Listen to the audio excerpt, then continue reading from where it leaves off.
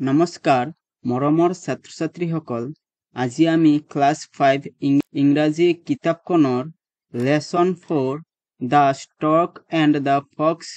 part 2 ৰ বিষয়ে আমি আলোচনা কৰিম অৰ্থাৎ ভিডিঅ'টো মনোযোগেৰে চোৱা read the story the stork and the fox অৰ্থাৎ আমি জানো ৰিড মানে পঢ়া অৰ্থাৎ দা ষ্টৰী মানে হ'ল গল্প So, গল্পটো পড়া দা ষ্ট্ৰক অৰ্থাৎ ষ্ট্ৰক মানে আমি জানো এইটোত আমি কি বুলি কম ষ্ট্ৰকে বুলি কম অৰ্থাৎ ষ্ট্ৰক মানে এইটো অৰ্থাৎ বগলী এন্ড দা ফক্স মানে শিয়াল যে ষ্ট্ৰক আৰু শিয়াল ইয়াত শিয়ালটোৱে কৈছে যে hello' mister stork how are you অৰ্থাৎ হেল্ল' মানে নমস্কাৰ মিষ্টাৰ ষ্টক মানে mister stork how are you মানে আপুনি কেনে আছে তো ষ্টকটোৱে ক'লে আই এম ফাইন অৰ্থাৎ ফাইন মানে ভাল অৰ্থাৎ মই ভালে আছো থেংক ইউ মানে ধন্যবাদ আকৌ হিয়ালে ক'লে যে উড ইউ কাম মানে মনত ৰাখিবা অহা মানে আহা টু মাই প্লেচ মানে টাই বা গড় ফৰ লাঞ্চ টুমৰো মনত ৰাখিবা লাঞ্চ মানে হৈছে দুপৰীয়া আহাৰ আমি যে ভাত খাওঁ দুপৰীয়া টাইমত টুমৰো মানে হৈছে অহাকালি মনত ৰাখিবা শিয়ালটোৱে কৈছে যে কাইলৈ দুপৰীয়াৰ আহাৰ খাবলৈ মোৰ ঘৰলৈ আহিব নেকি অৰ্থাৎ প্ৰশ্ন কৰিছে প্ৰশ্নবোধক চিন আছে সো ইয়াত প্ৰশ্ন কৰিছে যে কাইলৈ আহিবা নেকি দুপৰীয়া আহাৰ খাবলৈ তাৰপাছত ষ্ট্ৰকটোৱে কৈছে যে য়েছ দ্যাট উড বি গ্ৰেট কৈছে হয় সেইটো বৰ ভাল হ'ব অৰ্থাৎ বগলীটো যাব পিছৰখিনি চোৱা দ্য নেক্সট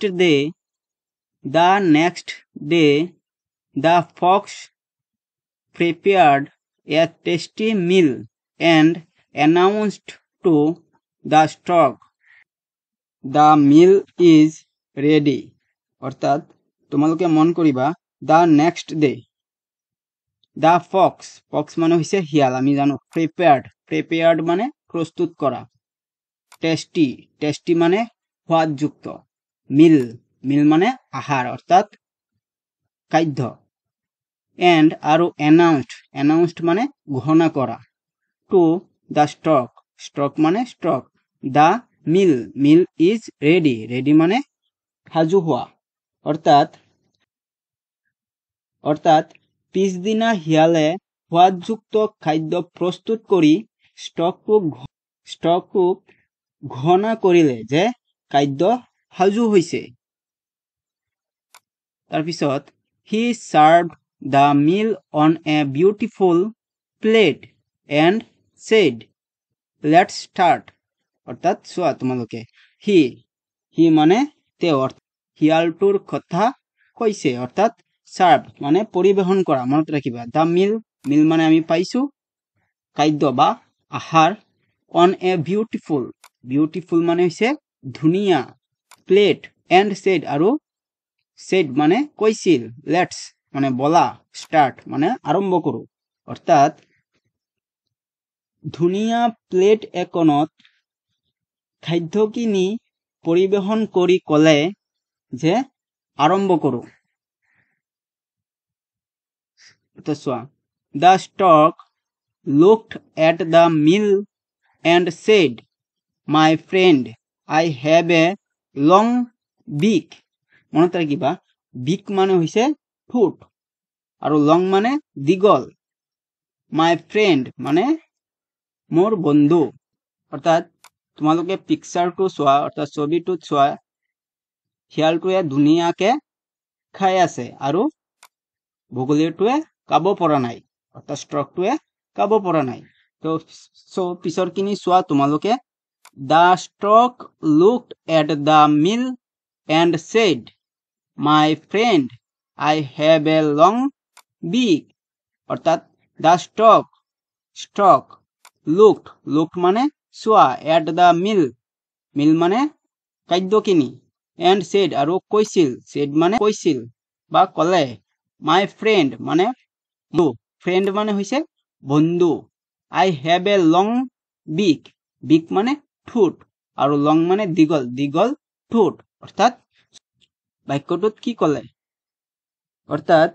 কৈছে যে the stork looked at the meal and said my friend I have a long beak অৰ্থাৎ storkটোৱে খাদ্যৰ পালে চাই ক'লে বন্ধু মোৰ ঠোঁটটো দীঘল will you please give me the food in a pot এতিয়া চোৱা please মানে অনুগ্ৰহ give মানে দিয়া আৰু me মানে মুখ the food মানে আহাৰ in a pot অৰ্থাৎ pot মানে পাত্ৰ অৰ্থাৎ অনুগ্ৰহ কৰি আহাৰখিনি পাত্ৰত দিবনে কোনে ক'লে stork অৰ্থাৎ এই storkটোৱে শিয়ালটোক কৈছে তাৰ পিছত চোৱা শিয়ালটোৱে কি কৰিলে the fox did not respond on the stork's request and kept on eating his food respond মানে হৈছে সঁহাৰি জনোৱা ইয়াত কৈছে not respond অৰ্থাৎ কোনো সঁহাৰি নিদিলে to the stork request মানে অনুৰোধ and kept on eating মানে খোৱা his food আহাৰ so চোৱা the fox did not respond অৰ্থাৎ কোনো সঁহাৰি নিদিলে কোনে নিদিলে শিয়ালটোৱে to the stork request and kept on eating his food অৰ্থাৎ শিয়ালে storkটোৰ অনুৰোধত কোনো সঁহাৰি নিদি নিজৰ খাদ্য খাই থাকিল the stork looked at his plate hungrily অৰ্থাৎ hungrily মানে ভোক লগা অৰ্থাৎ বেছিকে ভোক লাগিছিল the stork অৰ্থাৎ storkটোৱে ভোকত নিজৰ প্লেটখনলৈ চালে looked মানে চোৱা he could not eat anything